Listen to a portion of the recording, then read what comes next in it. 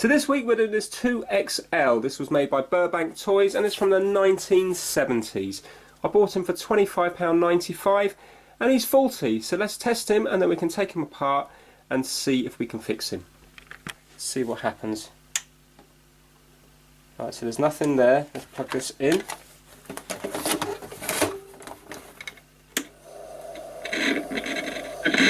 Songs for you. Oh, there we go. I want to hold your hand. I want to hold your hand. She loves you, yeah, yeah, yeah. She loves you, yeah, yeah, yeah. You see, I can sing Beatles songs as well. Maybe someday I will be the first robot to sell more songs than even the Beatles. Here is your next question. For this question, I will give you a choice. Listen carefully.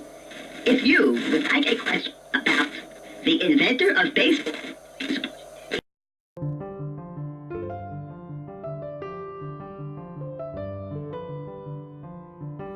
made a beautiful swan dive into the pool. Yeah, it's working. So, slightly annoying for a video, but obviously, I mean, you know, good that it's working, but it's not going to make a very interesting video, is it? But, you know, I bought it as faulty, so I wonder sometimes if people sell things as faulty just because they don't want any comeback. You know, especially on old items like this, it might be hard to test every single part of it. So rather than getting conned on eBay by the buyer for a change, not the seller, by the buyer, maybe they just sell things as faulty and then it's, well, it was sold as faulty, what do you expect, you know? But for me, it's a little bit annoying. But anyway, let's take this thing apart and see what the inside looks like, and also see if we can fix up that volume. And also let's clean that tape head because it does look quite bad in there. So let's just give it a general clean up.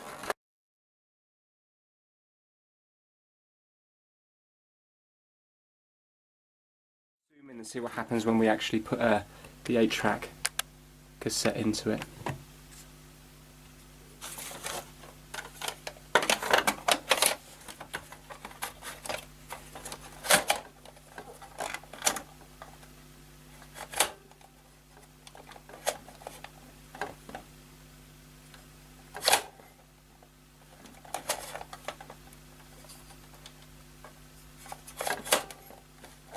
Oh, okay, there's a little micro switch here. Not a micro switch, but a little switch just here on this side here. And when you push it in, it joins to let it know that it's in there. Right, okay, so what I'm going to do is, obviously you've seen it's working, but I'm just going to go by what the previous seller said, which it's not playing the tape. So what I'm going to do is I'm going to clean up this switch here, and I'm also going to clean up the potentiometer, or this variable thing here, yeah? So I'm going to give that all a nice good clean in there, and then hopefully that will get rid of the crackling.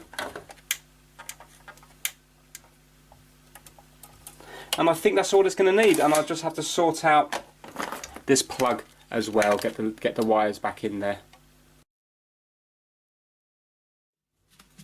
Right, so I'm just going to use a little bit of IPA on the switch, and then I'm going to put some deoxit on it, and also on the volume control as well.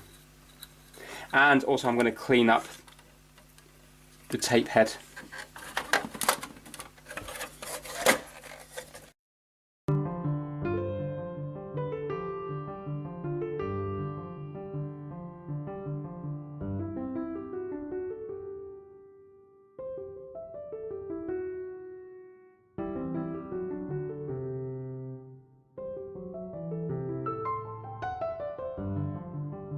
Let's now get some deoxit and let's pop it on these contacts here and also on the volume as well, see if that gets rid of the crackle.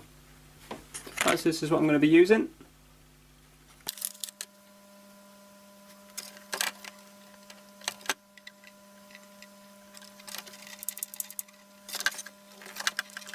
As the volume control down here is actually sealed, so I can't actually get into it, so I'm just kind of trying to put it down the top and hopefully it will work its way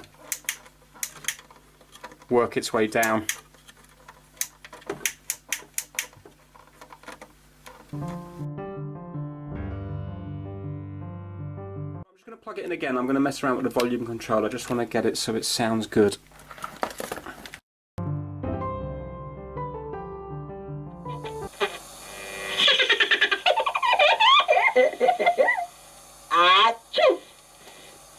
Here is a question about language. Do Sounds you much know better which already. language is spoken by the most people in the world? I give you three choices. Is your answer A, English, Yeah, that's perfect. B, Now listen. Russian, or C, Chinese? Please answer A, B, or... Wow. That stuff's like miracle stuff.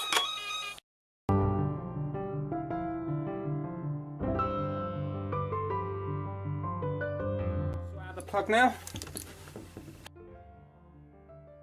Yeah, look at that. That had come undone. The live wire. Let's get this sorted out.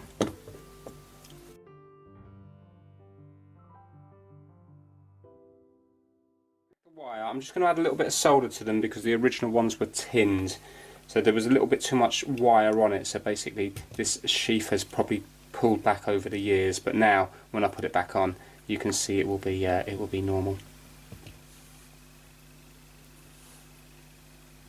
Also, do you know what? They had it in the wrong way round. I'd need to watch back the video. I'm pretty sure it was the brown wire in the neutral. The brown wire should go to the live. Right, just as well I looked at this plug.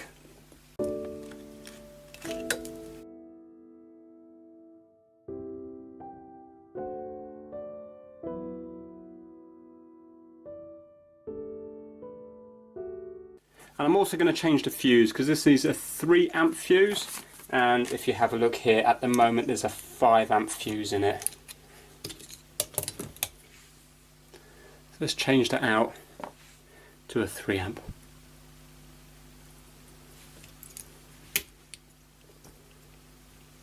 Right, so there we go. You can see now that's on nice and tightly, and we've got the blue going to the neutral and the brown going over to the live.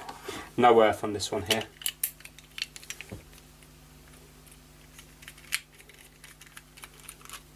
Just plug it in quickly just to make sure it's still working, and then I can give it a nice good clean.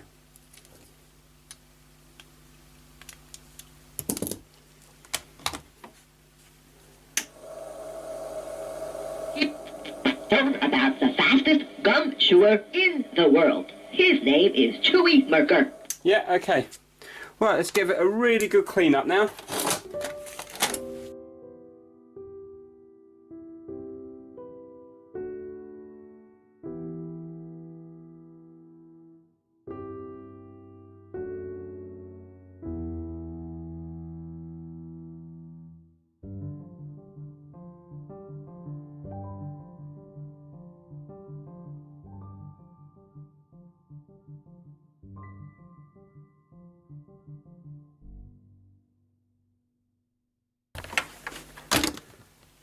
Right, there we go. So there he is, and he has come up absolutely lovely. It's hard to believe that this thing is like 41 years old. Unbelievable.